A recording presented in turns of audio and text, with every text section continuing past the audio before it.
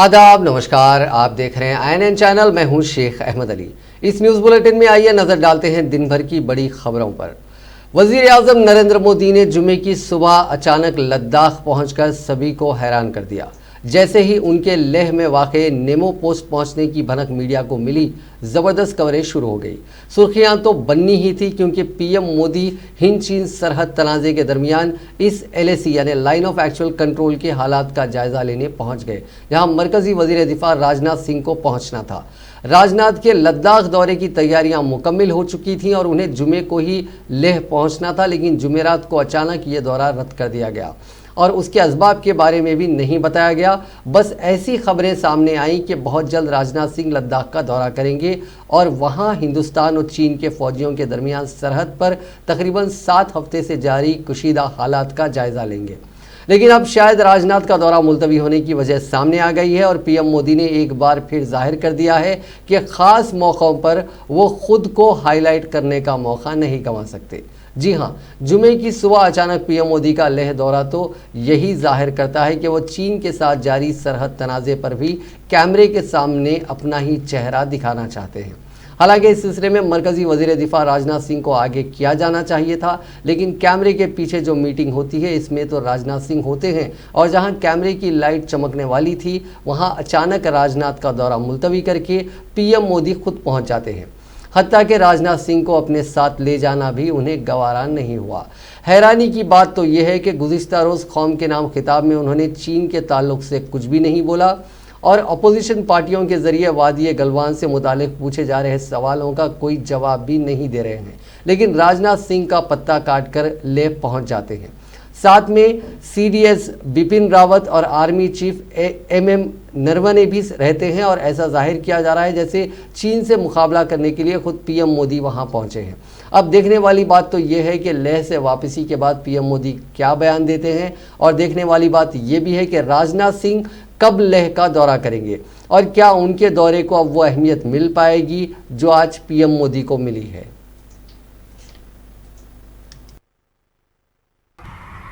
साथियों,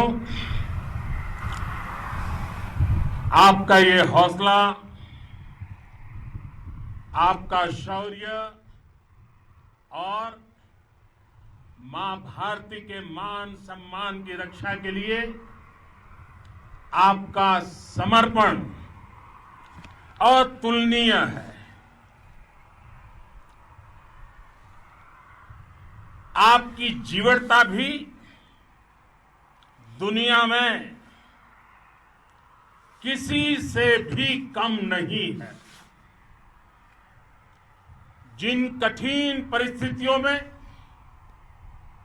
जिस ऊंचाई पर आप मां भारती की ढाल बन करके उसकी रक्षा करते हैं, उसकी सेवा करते हैं, उसका मुकाबला पूरे विश्व में कोई नहीं कर सकता है। आपका साहस उस ऊंचाई से भी ऊंचा है जहां आप तैनात हैं। आपका निश्चय उस घाटी से भी सख्त है जिसको रोज आप अपने कदमों से नापते हैं। आप उत्तर प्रदेश में जराइम रुकने का नाम नहीं ले रहे हैं और पुलिस एहलकारों पर हमले की खबरें भी अक्सर और बेशतर आती रहती हैं। कानपुर में हिस्ट्री शीटर विकास दुबे को गिरफ्तार करने के लिए पहुंची पुलिस पर बदमाशों ने हमला कर दिया, जिसमें DSP समेत 8 पुलिस एहलकार शहीद हो गए। बताया जाता है कि कानपुर के चौबेपुर इलाके में पुलिस हिस्ट्री शीटर विकास दुबे को पकड़ने गई थी, लेकिन अचानक पुलिस टीम पर ही हमला हो गया, जिसमें DSP देवेंद्र समेत दीगर 8 पुलिस एहलकार शहीद हो गए। वाकये में 7 पुलिस वालों के जख्मी होने की भी खबर है। पुलिस तर्जुमान ने वाकये के ताल्लुक से मीडिया को बताया कि जुमेरात की देर शब तकरीबन 1 बजे police deputy superintendent Bilhaur Devendra Mishra की क़यादत में बठोर, चौबेपुर, शिवपुर थानों की पुलिस टीमें मुजरिम विकास दुबे को पकड़ने गाँव पहुंची थी। मुहासरा करते हुए बदमाशों की गिरफ्तारी के लिए जाल बिछाया गया, लेकिन इसी दौरान मुजरिमों को पुलिस के आने की खबर लग गई। अचानक बदमाशों ने छत पर चढ़कर पुलिस पर गोलीबारी शुरू कर दी और पुलिस टीम को काफ़ी नुकसान उठाना पड़ा।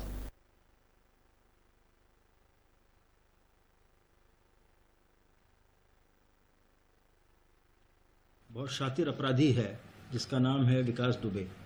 इसके अगेंस्ट 60 केसेस करीब करीब दर्ज हैं। ये हिस्ट्री शीटर भी है। इसके विरुद्ध एक केस दर्ज हुआ था 307 का, एक व्यक्ति ने इसके खिलाफ दर्ज कराया था करीब 24 घंटे पहले। तो पुलिस पार्टी एक ऑपरेशन करने गई थी, क्योंकि ये बहुत शातिर अपराधी है और ये बराबर इस तरह का काम कर रहा था, तो उसको रेड करके पकड़ने के लिए हमारी पार्टी गई थी वहाँ पर। और इन लोगों ने वहाँ पर जेसीबी लगा दिया अपने गांव में जहाँ पे पार्टी जा रही थी, जिस कारण गाड़ी वगैरह ऑब्स्ट्रक्ट हुई हमारी।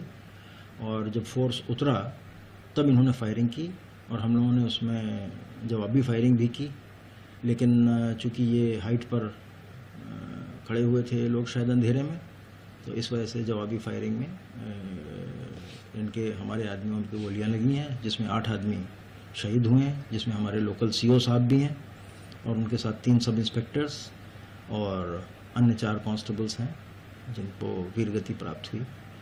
और इसके अलावा करीब 7 आदमी हमारे घायल भी हुए। अवगत हैं, कल रात्रि में पुलिस कर्मी देने यहाँ पर आई थी, तो अपराधियों ने पुलिस पर अंधाधुंध पूरे ऑपरेशन गोलीबारी की थी, जिसमें हमारे 8 पुलिसकर्मी शहीद हो गए हैं। आज रात से ही सभी अधिकारी लगातार कॉम्बिंग कर रहे थे। जो भी आसपास के एरियाज हैं, जंगल हैं, उनकी लगातार हम लोग कॉम्बिंग कर रहे थे। उसी कॉम्बिंग के दौरान ये सूचना मिली थी कि जंगल में कुछ अपराधी देखे गए हैं जो वहाँ पर छुपे हुए हैं। इस सूचना पर हमारी कई टीमें मिलकर के वहाँ पर पहुँची और वहाँ पर अपराधियों ने पुलिस के ऊपर गोलीबारी करी। जवाबी गोलीबारी में 2 अपराधी जो हैं इसमें मारे गए हैं। 2 पुलिसकर्मी हमारे इंजर्ड हुए हैं, उनको इलाज के लिए भेजा गया है। साथ ही अपराधियों के पास से असलहे भी बरामद हुए हैं, जिसमें से एक असलहा जो पुलिस का लूटा हुआ असलहा है वो भी अपराधी के पास से मिला है। इनके 3 और साथी थे, वो मौके से भागने में कामयाब हुए हैं, लेकिन उनके लिए लगातार हमारी पेट्रोलिंग जारी है। और जो कानपुर देहात जनपद है, सिवली एरिया है, वहाँ पर भी टीमें लगाई गई हैं। उस क्षेत्र में उनके भागे जाने की संभावना है। जो मारे गए उसमें क्या विकास भी है? विकास जो मुख्य आरोपी है। देखिए, अब इनकी पहचान गांव के लोगों के द्वारा कराई जाएगी कि कौन अपराधी मारे। ये लोग उसमें देखिए, मैं आपको फायरिंग में शामिल थे। एक सेकंड अगर आप से बात करना चाहूँगा। हैं क्योंकि ये लोग भाग गए हैं अंधेरे का फायदा उठा करके। पाकिस्तान के सूबे पंजाब में जुमे के रोज़ एक खौफनाक ट्रेन हादसे में एक मुसाफिर ट्रेन से अकीदतमंदों से भरी हुई वैन जा टकराई। इस वाक़े में कम से कम 20 सिख मुसाफिर हलाक हो गए। इस हादसे में कम से कम 8 मुसाफिरीन ज़ख्मी भी हुए हैं। इंतज़ामिया और राहत और इमदादी कारकुन मौके पर पहुंचकर जख्मियों को अस्पताल पहुंचाया। बताया गया कि हादसा बगैर किसी रुकावट के क्रॉसिंग पर पेश आया। शेखुपुरा के डिस्ट्रिक्ट पुलिस ऑफिसर गाजी सलाउद्दीन ने हादसे की इत्तला दी। यह हादसा पंजाब के शेखुपुरा के फर्रुखाबाद में पेश आया। कराची से लाहौर जाने वाली शाह हुसैन एक्सप्रेस मुसाफिर ट्रेन शेखुपुरा जाने वाली वैन से टकरा गई। ये सिख अकीदतमंद शेखुपुरा ज़िले में गुरुद्वारा सच्चा सौदा वापस आ रहे थे। वो मजहबी रसूमात करने गए थे। दुनिया भर में कोरोना वायरस से अब तक 1,10,58,666 लोग मुतासिर हो चुके हैं। इनमें से 61,94,640 मरीज ठीक भी हो चुके हैं। वहीं 5,25,511 अफराद की अब तक मौत हो गई है। दुनिया भर में अब भी 43,38,515 अफराद का इलाज जारी है और उनमें से 57,934 की हालत तशवीशनाक है। हिंदुस्तान में गुज़िश्ता 24 घंटों में अच्छी बात यह रही कि कोरोना वबा में मुब्तला मरीजों में पहली बार 20,000 से ज़्यादा अफराद इस इन्फेक्शन से पाक हुए, लेकिन इसी अरसे में 20,903 नए मामले रिपोर्ट हुए, जिससे मुतासरा अफराद की तादाद 6.5 लाख से तजावुज़ कर गई। सेहत और ख़ानदानी बहबूद की मरकज़ी वजारत के जुमे के रोज़ जारी करदा आदाद व शुमार के मुताबिक मुल्क भर में गुज़िश्ता 24 घंटों के दौरान 20,032 मरीज़ इन्फेक्शन से पाक हो चुके हैं, जो एक दिन में अब तक का सबसे ज़्यादा तादाद है, जिन्हें मिलाकर 3,79,892 अफराद सेहतमंद हो गए। सेहतियाब होने वालों में से बेशतर का ताल्लुक महाराष्ट्र, तमिलनाडु और दिल्ली से है। तेलंगाना में कोरोना वायरस से अब तक के सबसे ज्यादा मामले सामने आए हैं और यहां मुतासरीन का आंकड़ा 20,000 के पार हो गया। आज शाम 5 बजे तक 8 अफराद की मौत हो गई और 1,892 नए मामले दर्ज हुए हैं। इस इजाफे के साथ रियासत में अब तक इस मोजी वायरस से मरने वालों की तादाद 283 हो गई, जबकि मुतासरीन की मजमूई तादाद 20,462 तक पहुंच गई है। Director of public health and family welfare की जानिब से जारी मीडिया बुलेटिन के मुताबिक आज दर्ज हुए 1892 केसेस में ग्रेटर हैदराबाद से 1658 केसेस यानी 1,658, रंगारेड्डी जिले से 56 और मेडचल से 44 केसेस शामिल हैं। अब तक 10,195 अफराद को ठीक होने पर डिस्चार्ज किया गया है। रियासत में फिलहाल 9,984 एक्टिव केसेस हैं। आज जुमला 5,965 सैंपल्स टेस्ट किए गए, जबकि मजमूई तौर पर रियासत में अब तक 1,04,118 सैंपल्स की जांच की गई है। अमेरिका में लॉकडाउन खोलने का भयानक नतीजा सामने आना शुरू हो गया है। मुसलसिल दूसरा रोज़ है कि मुख्तलिफ रियासतों में कोरोना वायरस केसेस की कुल तादाद 50,000 से ज़्यादा हो गई। अमरीकी कांग्रेस के बजट ऑफिस ने खदशा जाहिर किया है कि मुल्क में मुलाजिमतों पर वबा के बुरे असरात आइंदा 10 साल तक ख़त्म नहीं किए जा सकेंगे। कोरोना वायरस की वबा के सबब अमरीका की मईशत बुरी तरह तबाह हो गई है। कांग्रेस के बजट ऑफिस ने खदशा जाहिर किया है कि माली साल के चौथे क्वार्टर्स में बेरोज़गारी की शरह 4.4% तक होगी। ये इसके बावजूद है कि सिर्फ जून में लॉकडाउन नरम होने से मुल्क में 48 लाख अफराद को रोजगार मिला है, जिससे बेरोजगारी की शरह 13.3% से कम होकर 11.1% हो गई। वाज़ेह है कि अमेरिका ताहाल कोरोना वायरस से सबसे ज़्यादा मुतासिर मुल्क है, जहां न सिर्फ कोरोना मरीज बल्कि इससे हलाकतें भी अब तक दुनिया के तमाम ममालिक में सबसे ज़्यादा हैं। दोनों तेलुगु रियासतों तेलंगाना और आंध्र प्रदेश में कोरोना टीके यानी वैक्सीन के इंसानों पर तजुर्बे के लिए 2 मकामात की निशानदही की गई है। शहर हैदराबाद के मशहूर निज़ाम इंस्टीट्यूट ऑफ मेडिकल साइंसेस यानी निम्स और पड़ोसी रियासत आंध्र प्रदेश के KGH हॉस्पिटल का इंतखाब Indian council of medical research की जानिब से किया गया। भारत बायोटेक इंटरनेशनल कंपनी के साथ ICMR ने इस टीके के इंसानों पर तजुर्बे के सिलसिले में इश्तिराक किया है। बलराम भार्गव, डायरेक्टर ICMR, ने कहा कि यह पहली देसी साख्ता दवा होगी जिसको हिंदुस्तान में तैयार किया गया है। यह अवलीन दर्जे वाली प्रोजेक्ट्स में से एक है जिसकी निगरानी हुकूमत की आला सतह से की जा रही है। ICMR, national institute of virology Pune, ICMR और BBIL इस टीके के सिलसिले में मुश्तरका तौर पर काम कर रहे हैं। इंसानों पर इसके कामयाब तजुर्बे के बाद 15 अगस्त से ये टीका आवाम के इस्तेमाल के लिए दस्तयाब रहेगा। दोनों तेलुगु रियासतों के बशमुल मुल्क के 12 सरकर्दा अस्पतालों में इस टीके के इंसानों पर तजुर्बे किए जाएंगे। इस ज़िमन में एक मकतूब ICMR की जानिब से मुतल्लिक़ा अस्पतालों को लिखा गया और ताउन की ख्वाहिश की गई है। आंध्र प्रदेश के KGH हॉस्पिटल के doctor Vasudev department of general medicine को इसका नोडल ऑफिसर मुकर्रर किया गया, जबकि हैदराबाद के निम्स हॉस्पिटल के प्रभाकर रेड्डी असिस्टेंट प्रोफेसर को नोडल ऑफिसर मुकर्रर किया गया। दुनिया के कई मुल्कों में कोरोना वायरस के पहुंचते ही PPE kits, gloves, face shield, mask की डिमांड बढ़ गई।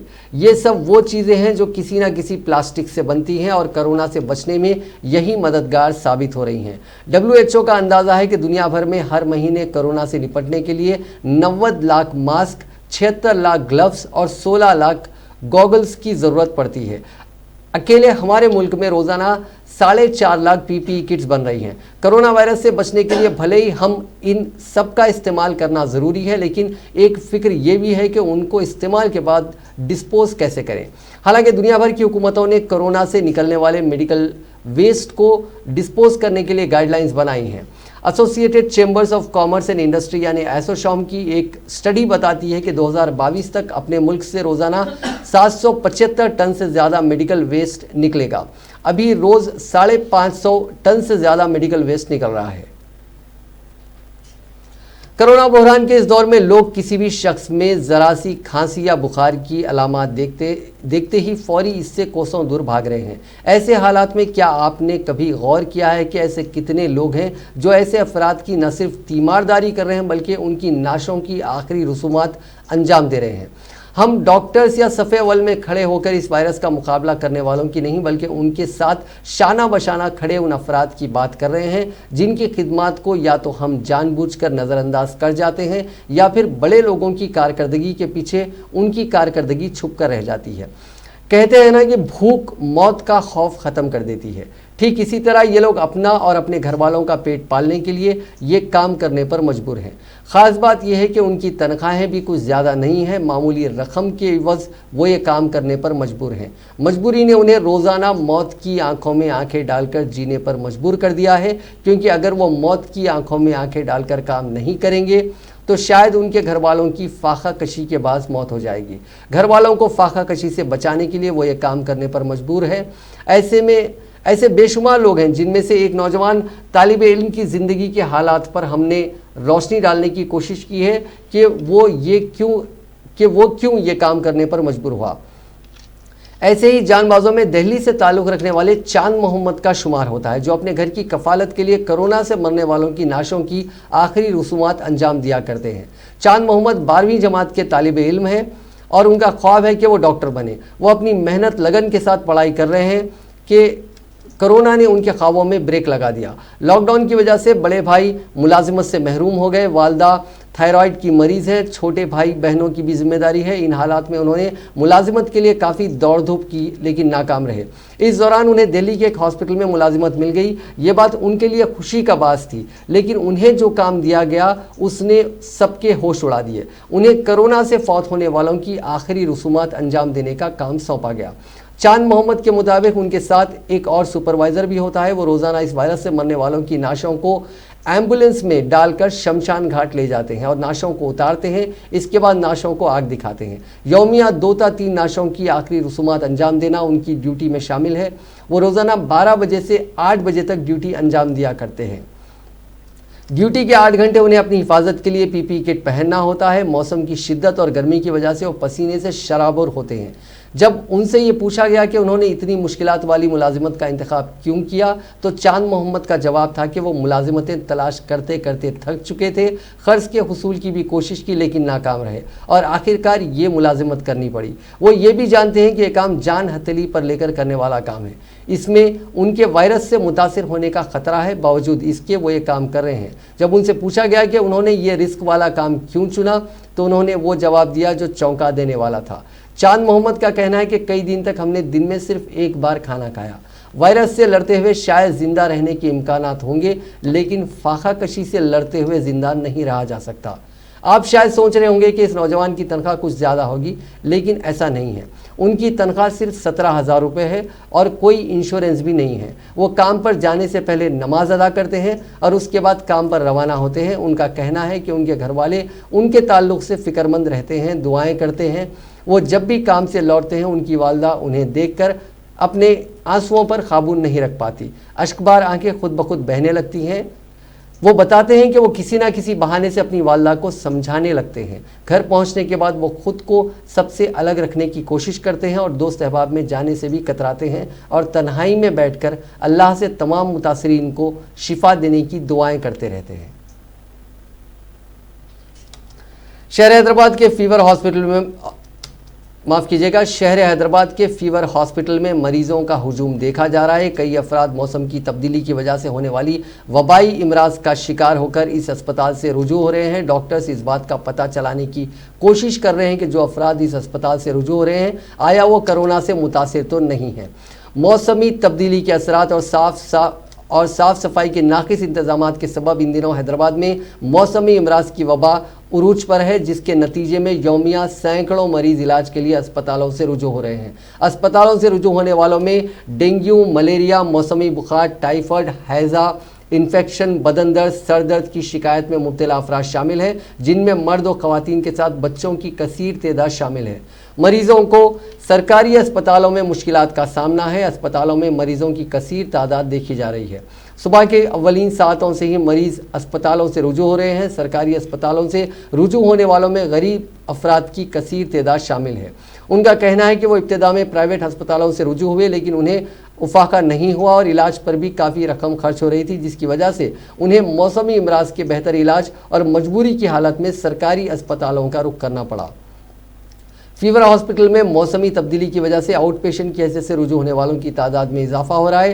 ग्रेटर हैदराबाद म्युनिसिपल कॉरपोरेशन की जानिब से मच्छर कुश अद्वियात के छिड़काव का काम किया जा रहा है। मुतासिर अफराद ने बताया कि घर और अतराफ व अकनाफ के इलाकों को साफ रखने के मशवरे दिए जा रहे हैं, लेकिन मच्छरों के खात्मे के लिए GHMC की जानिब से कोई ख़ास इक़दाम नहीं किए जा रहे हैं। गवर्नमेंट मैटरनिटी हॉस्पिटल में खवातीन और नौमौलूद बच्चों को इलाज के लिए इंतजामिया की जानिब से इनकार किया जा रहा है, जिसकी वजह से कोठी मैटरनिटी हॉस्पिटल में कुछ देर के लिए हालात कशीदा हो गए और मरीजों ने शिकायत की कि शहर के अलावा मज़ाफ़ाती इलाकों से खवातीन इस सरकारी दवाखाने को इलाज के लिए रुजू होती हैं। इंतजामिया के इस रवैये से उनको सख्त मुश्किलात पेश आ रही हैं।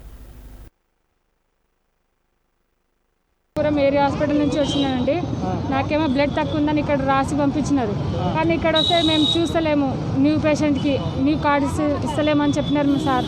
అయితే మేము ఇక్కడ పోవాలి, నాకేమో 10 గ్రామ్స్ బ్లడ్ కావాలి, ఇప్పుడు 5.6 ఉంది, బ్లడ్ లేదు నా దగ్గర, నాకు నా బేబీకి ప్రాబ్లం అని చెప్పినారు। అక్కడ నుంచి సీరియస్ అని అక్కడ నుంచి లెటర్ రాసి పంపిస్తే ఇక్కడ పట్టించుకుంటున్నారు, మేమేం చేయాలి, మా పరిస్థితి ఏంటి మీరు చెప్పండి।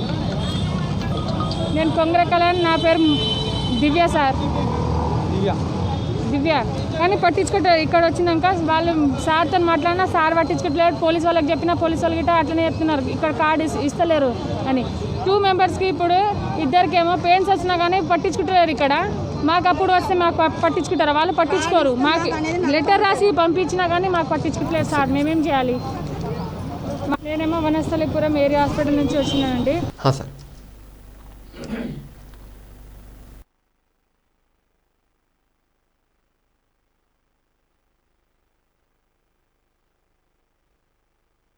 को वज़ीर दाखिला महमूद अली का कोरोना टेस्ट करवाया गया और रिपोर्ट पॉजिटिव आई थी। उनके साथ उनके बेटे और पोतरे भी कोरोना वायरस से मुतासिर हुए थे। ये दोनों अपोलो हॉस्पिटल में इलाज के बाद जुमे के दिन सेहतियाब हो गए। इन तीनों की ताज़ा रिपोर्ट मनफी आई है। वाज़ेह है कि उनके 5 गनमैनों के कोरोना टेस्ट करवाने पर मुस्बित रिपोर्ट आई थी और वो ज़ेरे इलाज हैं। वज़ीर दाखिला सेहतियाब होने पर उन तमाम से इजहार तशक्कुर किया जिन्होंने उनकी सेहत के लिए दुआ की। उन्होंने अपोलो हॉस्पिटल के डॉक्टर्स का शुक्रिया अदा किया। उन्होंने अवाम को मशवरा दिया कि वो खौफजदा ना हो, एहतियाती तदाबीर अख्तियार करें और तबीयत बिगड़ने पर फ़ौरन इलाज करवाएं। संगारेड्डी के रुकने असम्बली व कांग्रेसी कायद जग्गारेड्डी ने हेल्थ मिनिस्टर ईटला राजेंद्र और चीफ मिनिस्टर चंद्रशेखर राव से सवाल किया कि रियासत में रोज़ाना कोरोना वायरस के मरीजों की तादाद तकरीबन 1000 के करीब बताई जा रही है। उन मरीजों को कहाँ शरीक किया जा रहा है और कहाँ उनका इलाज किया जा रहा है, उसकी तफसीलात को मंजर आम पर लाना चाहिए। जग्गारेड्डी ने कहा कि कोरोना से मुतासरीन को मुदाफ़ियत बख्श ग़िज़ा की फराहमी की ज़रूरत है। इस सिलसिले में हुकूमत 3000 करोड़ का बजट जारी करते हुए रियासत में कोरोना के मरीज़ों को मुदाफ़ियत बख्श ग़िज़ा की फराहमी का इंतज़ाम करे। तेलंगाना हाई कोर्ट ने कहा है कि रियासती हुकूमत ऑनलाइन क्लासेस पर दोहरी पॉलिसी अख्तियार ना करे। खानगी स्कूल्स में ऑनलाइन क्लासेस से मुतालिक हुई समाअत के दौरान हुकूमत ने बताया कि ऑनलाइन क्लासेस को मंजूरी नहीं दी गई है, लेकिन हुकूमत ने यह भी बताया कि ऑनलाइन क्लासेस का काबीना की ज़ैली कमेटी जायज़ा ले रही है। 31 जुलाई तक तालीमी इदारों को बंद रखने का मरकज़ी हुकूमत ने फैसला लिया है। जुलाई के महीने के बाद ही तालीमी साल पर हुकूमत फैसला लेगी, जिस पर अदालत ने सवाल किया कि तालीमी साल से पहले ही ऑनलाइन क्लासेस का आगाज़ किस तरह हुआ और इसे कैसे मंजूरी दी गई। एक तरफ हुकूमत मंजूरी ना देने की बात कर रही है और दूसरी तरफ इन सरगर्मियों को रोकने में नाकाम साबित हुई है। अदालत ने कहा कि महाराष्ट्र हुकूमत की तरह वाज़ेह फैसला क्यों नहीं लिया गया। खानगी स्कूल्स के वकील ने कहा कि अगर क्लासेस नहीं होंगे तो तुलबा के करियर मुतासिर हो सकता है, जिस पर अदालत ने कहा कि एक मकान में 2-3 लैपटॉप खरीदने जैसे हालात नहीं हैं। एसी रूम में बैठकर फैसले ना लिए जाएं। कबायली इलाकों के तुलबा को भी नज़र में रखने की ज़रूरत है। आलमी सतह पर ज़िंदगी थम सी गई है। अदालत ने कहा कि मरकज़ी हुकूमत और CBSE और NCRE इस पर गौर करें। अदालत ने 13 जुलाई तक इस मामले पर समाअत को मुलतवी कर दिया। मरकज़ी हुकूमत ने नीट NEET इम्तिहानात की नई तारीख का ऐलान किया है, जिसके मुताबिक 13 सितंबर को नीट इम्तिहान होगा। कोरोना वायरस के पेश नज़र नीट को मुलतवी कर दिया गया है, जो 3 मई को मुनक़िद होने वाला था। मुल्क भर में लॉकडाउन के पेश नज़र तमाम इम्तिहानात मुलतवी कर दिए जा रहे हैं। गुज़िश्ता चंद साल से मरकज़ी हुकूमत मेडिसिन में दाखिलों के लिए कौमी सतह पर नेशनल एलिजिबिलिटी टेस्ट मुनक़िद कर रही है। इसी तरह मरकज़ ने JEE मेंस इम्तिहान को यकुमता 6 सितंबर, 27 जेई एडवांस इम्तिहान को माफ़ कीजिएगा, जेई मेंस इम्तिहान को यकुमता 6 सितंबर और जेई एडवांस टेस्ट को 27 सितंबर को मुनक्किद करने का ऐलान किया है। वज़ीर इंडस्ट्रीज तारक रामाराव ने कहा है कि दही इलाकों की मईशत को मुस्तहकम करने और दही इलाकों में सरमायाकारी के मौके फराहम करने के लिए नबार्ड ने मुकम्मल तौर पर ताउन का पेशकश किया है। उन्होंने आज प्रगति भवन में नबार्ड के chief general manager YK Rao से मुलाकात की। इस मौके पर वज़ीर इंडस्ट्रीज ने नबार्ड के चीफ जनरल मैनेजर को हुकूमत के तरक्याती कामों में शिराकतदार बनने की ख्वाहिश जाहिर की। ख़ास तौर पर दही इलाकों में आबपाशी प्रोजेक्ट्स के जरिए पैदा होने वाली फसलों से फूड प्रोसेसिंग जोन्स कायम करने का मशवरा दिया। उन्होंने कहा कि नबार्ड को फूड प्रोसेसिंग यूनिट कायम करने के बड़े मौके हैं।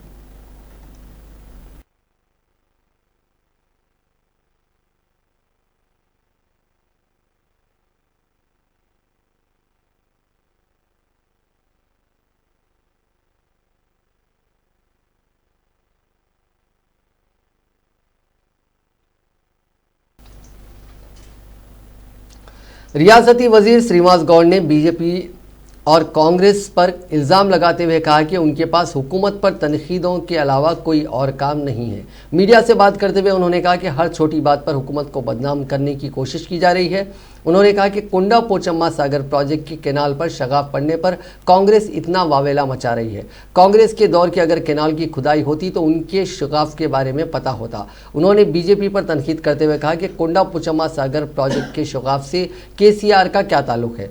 चीन की सरहद पर 20 जवान शहीद होने से इसके लिए मोदी को जिम्मेदार नहीं ठहराया जा सकता।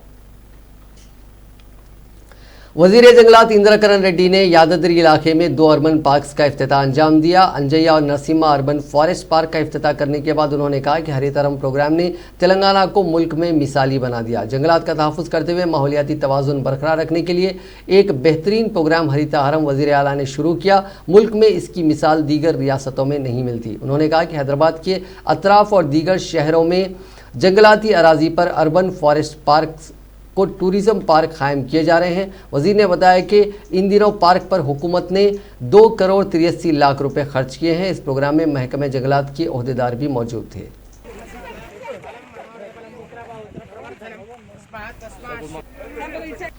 वजीर बरखी जगदीश्वर रेड्डी ने कहा है कि मरकज़ की तजवीज़ करदा बरखी तरमीमी बिल से रियासतों के मफादात और हुकूक मुतासिर होंगे। उन्होंने इल्ज़ाम लगाया कि इमरजेंसी सर्विसेज को प्राइवेटाइज करने की मरकज़ी हुकूमत साजिश कर रही है। उन्होंने मरकज़ से मुतालबा किया कि वो कोरोना वायरस और लॉकडाउन की वजह से माशी तौर पर परेशान रियासतों को राहत पहुँचाने के लिए डिस्कॉम्स को दिए जाने वाले क़र्ज़ेजात पर 1% सूद में कमी लाए। वज़ीर बरखी ने बरखी तरमीमी मुसवदा बिल 2020 पर मुनक़िद हुए कौमी सतह की वीडियो कॉन्फ्रेंस से खिताब करते हुए कहा कि मरकज़ी हुकूमत को चाहिए कि वो डिस्कॉम्स को 9.5% इंटरेस्ट रेट पर दिए जाने वाले क़र्ज़ को 8.5% कर दे।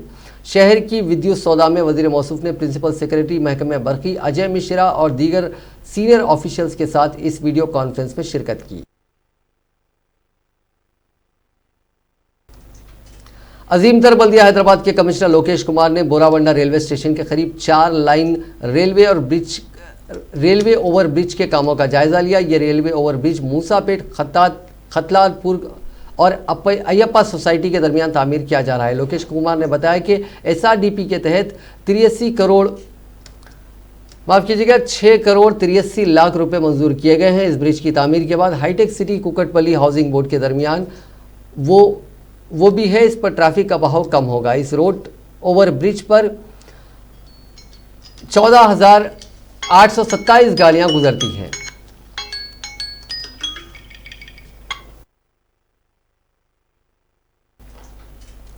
PCC सदर व रुकने पार्लियामेंट नलगुंडा उत्तम कुमार रेड्डी ने कहा है कि कल यानी 4 जुलाई को पेट्रोल और डीजल की कीमतों में इजाफे के खिलाफ और 6 जुलाई को बरखी बिल्स में इजाफे के खिलाफ रियासत भर में कांग्रेस की जानिब से एहतजाजी मुजाहरे किए जाएंगे। अपने मकबूल तरीन फेसबुक लाइव प्रोग्राम से कांग्रेस कायदीन और कारकुनों से खिताब करते हुए उत्तम कुमार रेड्डी ने इन दोनों प्रोग्रामों को कामयाब बनाने के लिए ज़्यादा से ज़्यादा तादाद में शिरकत की ख्वाहिश की। उन्होंने कहा कि कल यानी 4 जुलाई को रियासत के तमाम मंडल हेडक्वार्टर्स और टाउन्स बल्दियात में धरने देते हुए सदर जमहूरिया के नाम याददाश्त पेश की जाएगी। उन्होंने कहा कि कुल हिंद कांग्रेस के सदर सोनिया गांधी और राहुल गांधी की हिदायत पर मुल्कगीर सतह पर पेट्रोल और डीजल की कीमतों में इजाफे के खिलाफ एहतजाज किया जा रहा है। सुबह 11 बजे से 12 बजे तक आधे घंटे के लिए एहतजाजी मुजाहरा मंडल मुस्तकर में तहसील ऑफिस पर और टाउन्स में बल्दिया के सामने पेट्रोल और डीजल के खिलाफ एहतजाज मुनज़्ज़म किया जाएगा।